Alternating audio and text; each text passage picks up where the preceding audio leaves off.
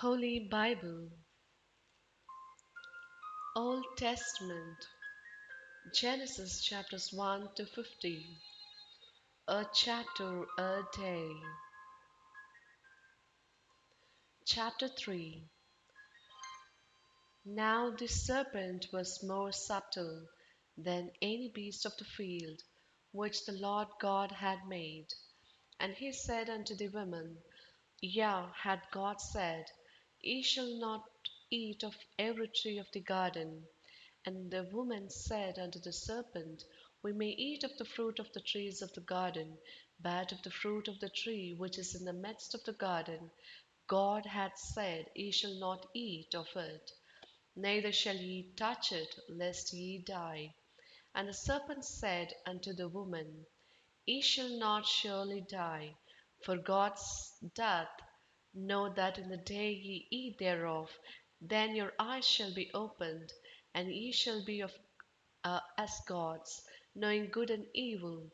And when the woman saw that the tree was good for food, and that it was pleasant to the eyes, and a tree to be desired to make one wise, she took of the fruit thereof, and did eat, and gave also unto her husband with her, and he did eat. And the eyes of them both were opened, and they knew that they were naked, and they sewed fig leaves together and made themselves aprons. And they shall hear the voice of the Lord God walking in the garden in the cool of the day. And Adam and his wife hid themselves from the presence of the Lord God amongst the trees of the garden.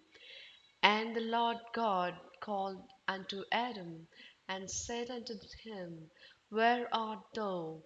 And he said, I heard thy voice in the garden, and I was afraid, because I was naked, and I hid myself. And he said, Who told thee that thou wast naked? Hast thou eaten of the tree, whereof I commanded thee that thou shouldest not eat? And the man said, The woman whom thou gavest to be with me, she gave me of the tree, and I did eat. And the Lord God said unto the woman, What is this that thou hast done? And the woman said, The serpent beguiled me, and I did eat.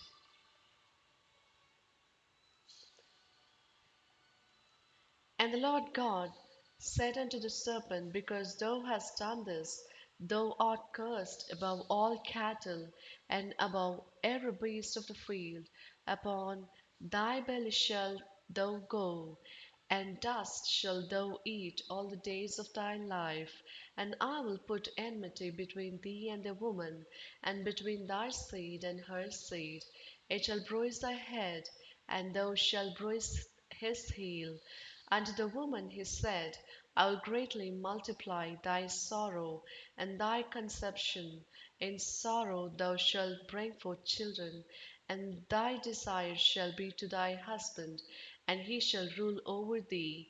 And unto Adam he said, Because thou hast hearkened unto the voice of thy wife, and hast eaten of the tree of which I commanded thee, saying, Thou shalt not eat of it, cursed is the ground for thy sake.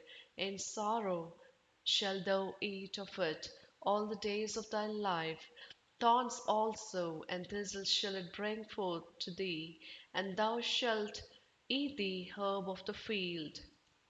In the sweat of thy face shalt thou eat bread, till thou return unto the ground, for out of it wast thou taken, for dust thou art, and unto dust shalt thou return.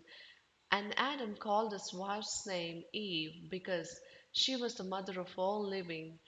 Unto Adam also and to his wife did the Lord God make coats of skins, and clothed them. And the Lord God said, Behold, the man is become as one of us to know good and evil. And now lest he put forth his hand, and take also of the tree of life, and eat and live for ever. Therefore the Lord God sent him forth from the garden of Eden to till the ground from whence he was taken.